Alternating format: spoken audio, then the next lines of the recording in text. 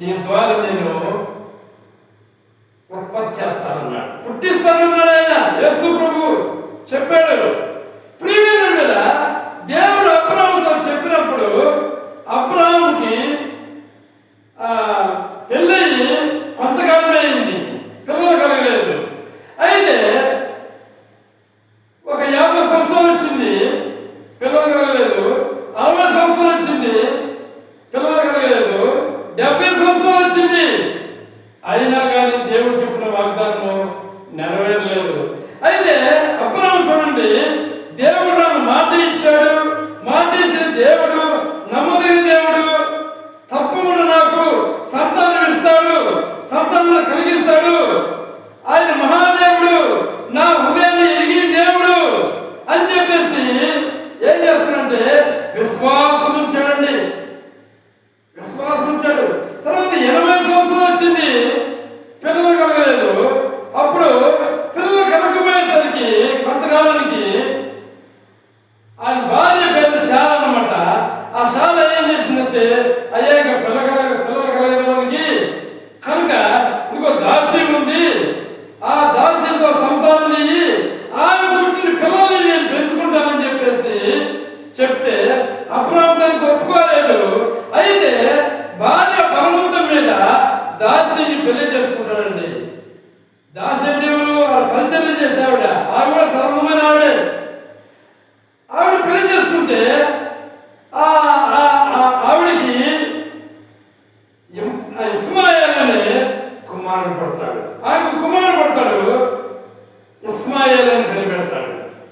అయితే దేవుడు చెప్పిన సంతానం అది కాదు, శారాకి ఇచ్చిన సంతానమే, అబ్రాహాముకి తన సొంత భార్యకి ఇచ్చిన సంతానమే దేవుడు చేసిన వాగ్దానం. అయితే ప్రియమైన బిడ్డలా, శారా ఒకవేళ అపనమ్మం కలిగించినా కానీ అబ్రాహాముకి అపనమ్మం కలగలేదండి. 90 సంవత్సరాల వచ్చి ఇచ్చిందండి. 90 సంవత్సరాల వయసు వచ్చినా కానీ అబ్రాహాము నా దేవుడు మాట ఇచ్చాడు, నా హృదయాన్ని ఎరిగిన దేవుడు కనుక నాకు తప్పకుండా సంతానం నేను ఇస్తానని చెప్పేసి ఆ మాట మీదే విశ్వాసంలో నిలబడుకుంటాడు. ప్రియమైన కదా, అయినా సంతానం కలగలేదు. 90 సంవత్సరాలు అయినా కానీ 95 సంవత్సరాలు అయింది, అయినా దేవుని చెప్పిన మాట ఇంకా నిలబడలేదు. ప్రియమైన గమనించండి, చివరికి 99 సంవత్సరాలు ఆయనకి వస్తాయండి. 99 సంవత్సరాలు పిల్లబడతారండి. ఒకసారి ఆలోచించండి, 99 సంవత్సరంలో ఎవరికైనా పిల్లలు పడతారా? పుట్టిన దాఖలు ఉన్నాయా ప్రపంచం మీద? 99వ సంవత్సరంలో దేవుడు మళ్ళీ అబ్రాహాము దర్శిస్తాడు. ఎందుకో తెలుసా? అబ్రాహాము హృదయంలో ఉన్న విశ్వాసము దేవునికి తెలుసు. ఆయన హృదయంలో 99 సంవత్సరాలు వచ్చినా కానీ దేవుడు నాకు సంతానం ఇస్తాడు. ఎందుకంటే మాట తప్పని దేవుడు, దేవుడే మాట తప్పితే ఇంకేమన్నా?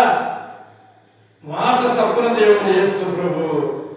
ఒకవేళ నా శరీరము మృత్యుతుల్యమైన కానీ, నా భార్య గర్భము మృత్యుతుల్యమైన కానీ, చనిపోయిన వాళ్ళు లేపిన దేవుడు ఆ మృత్యుతుల్యం వచ్చే జీవనం పుట్టించి సంతానాన్ని కలగజేసే దేవుడు నా దేవుడు అని ఆయన హృదయంలో విశ్వాసం ఉంచాడు. కాబట్టి అబ్రాహాము హృదయంలో ఏముందో దేవుడు తెలుసు. కాబట్టి ప్రియమైన సోదరి సహోదరులారా, 99వ సంవత్సరంలో అబ్రాహాము దర్శించే దేవుడు అంటున్నాడు, ఇదిగో నీవు నా యందు విశ్వాసం ఉంచావు కనుక ఇదిగో ఇదే సంవత్సరం, రాబోయే సంవత్సరం, ఇదే నెలలో, రాబోయే సంవత్సరం, ఇదే కాలంలో నీ కౌగిట్లో ఒక కుమారుడు ఉంటాడు. హల్లెలూయా, హల్లెలూయా. గమనిస్తారా ఏమంటున్నాడు? రాబోయే సంవత్సరంలో, ఇదే నెలలో, నీ కౌగిట్లో, ఇదే కాలంలో నీ కౌగిట్లో ఒక కుమారుడు ఉంటాడు. నేను చెప్పిన వాగ్దాన పుత్రుడు నీకు తప్పక కలుగుతాడు. ఏమవుతుందంటే నవ్వుతుందండి. దేవుని చెప్పిన మాట నవ్వుతుంది. ఎందుకు నవ్విందో తెలుసా? నాకు 90 సంవత్సరాలు, నా భర్తకి 99 సంవత్సరాలు, నాకు గర్వం ఉడిగిపోయింది, మా యానికి సంతానం కలిగడానికి ఓపిక లేదు, అంటే మృత్యుతులమైపోయింది, ఆ శరీరము నశించిపోతా ఉంది, ఇంకేమి సంతానం కలుగుతుంది, ఈ దేవుడికి చెప్తున్నాడని చెప్పేసి నవ్వుతుందండి. దేవుడు ఆ శాత నవ్వు చూసి నువ్వెందుకు నవ్వుతున్నావు అంటే నేను నవ్వలేదని చెప్తాను. ప్రియమైన దేవుని బిడ్డలారా, నేను చెప్తున్నాను, దేవుడు నీకు మాట ఇస్తే తప్పకుండా నెరవేరుస్తాడు. అయితే నీవు నీ హృదయంలో విశ్వసిస్తున్నావా? చాలా మందికి మొదటి విశ్వాసం ఉంటుంది. దేవుడు చెప్పినాడు నాకు చేస్తాడని చెప్పేసి, ఒక సంతానమే కాదు ఏదైనా కానీ దేవుడు మాట ఇస్తే మొదట్లో నమ్ముతారండి. ఆ దేవుడు నాకు చెప్పాడు, తప్పని చేస్తారు. ఇక రోజులు గడిచే కొంది, నెలలు గడిచే కొంది, సంవత్సరాలు గడిచే కొంది విశ్వాసం సన్నగిలిపోతా ఉంటుంది. అర్థమవుతుందా? విశ్వాసం సన్నగిలిపోతా ఉంటుంది. అప్పుడు నమ్మకం కోల్పోతూ ఉంటారు వీళ్ళు. అది విశ్వాసం కాదని, అది నమ్మకం కాదని, అది దేవుని మాట ప్రకారం నిలబడటం కాదని. ఎన్ని సంవత్సరాలు గడిచినా, ఎన్ని ఏళ్ళు గడిచినా, ఎంత కాలం గడిచినా, నా దేవుడు నాకు మాట ఇచ్చాడు, నాకు తప్పకుండా నెరవేరుస్తాడు, ఆయన మాట తప్ప దేవుడు అని చెప్పేసి నమ్మటమే నిజమైన గొప్ప విశ్వాసం. హల్లెలూయా, హల్లెలూయా. కొంతమంది ఏం చేస్తారంటే, ఏమి దేవులే నీకు ఏదైనా చెప్పాడు అన్నావు, చేస్తాడన్నావు, ఎప్పుడు చేస్తాడు, అసలు చేసే ముందు ఎప్పుడైనా చేయని చెప్పి పక్క వాళ్ళని నిరుత్సాహపరిచి పక్క వాళ్ళ మాటిని దేవుళ్ళ విశ్వాసాన్ని కోల్పోతా ఉంటారు. పక్క వాళ్ళ మాట ఎప్పుడు వినబడతాండి దేవుని విషయంలో. పక్క వాళ్ళ మాట నీవు విన్నావంటే అప్పుడే నీ పత్రం స్టార్ట్ అయ్యింది, నీ నాశనం స్టార్ట్ అయ్యింది, నీ అవిశ్వాసానికి వెళ్ళిపోయినావు. పక్క వాళ్ళ మాట వినకూడదు. ఇక్కడ చూడండి, శారా మాట అబ్రహాము వినలేదు. నా దేవుడు నాకు తప్పకుండా చేస్తాడు. శారా విశ్వసించింది. ఎలా చెప్పగలము? నాకు గర్భం కలగట్లేదు, నువ్వు దాసిని పెళ్లి చేసుకో, దాని పిల్లలు కను అని ఎందుకు చెప్పింది? అవిశ్వాసం ఉంది. చూడండి, భార్య భర్తలోనే ఎంత విశ్వాసం ఉంటుందో. భర్త మాటని భార్య ప్రార్థన రాదు, భార్య మాటని భర్త ప్రార్థన రాడు. అవిశ్వాసం అంటే ఇక్కడ విశ్వాసం లేకపోవటమే ప్రేమ జరుగుతుందా? విశ్వాసం లేకపోతే దేవునికి ఇష్టడై ఉండలేవు. విశ్వాసం ఉంచాలా. ఎవరు చెప్పినా నీ విశ్వాసం సన్నగలకూడదు. నువ్వు మాట మీద నిలబడాలా. ఎందుకంటే వాళ్ళు ఈరోజు ఉంటారు, రేపు పోతారు, ఎవరైనా కానీ నీ దేవుడు నీకు పరలోకాన్ని ఇచ్చేది. నీ హృదయానికి దేవుడు, నీ హృదయం ఏమనుకుంటున్నావో, నీకు జీవితాన్ని ఇచ్చిన దేవుడు, నీ హృదయాన్ని ఇచ్చిన దేవుడు, నీ కుటుంబాన్ని ఇచ్చిన దేవుడు, సమస్తాన్ని ఇచ్చిన దేవుడు మాత్రమే వినాలి. కానీ పక్క వాళ్ళ మాట వింటే ప్రియమైనదా నీ జీవితము సర్వనాశనమైపోతుంది. ఇప్పుడు బాగా ఉంటుంది, ఉండంగా నీ జీవితము పతనమైపోతుంది. కనుక ప్రియమైనదా దేవునికి వ్యతిరేకమైన మాట, దేవుని విశ్వాసానికి వ్యతిరేకమైన మాట ఎవరు చెప్పినా కానీ నీవు వినకూడదు.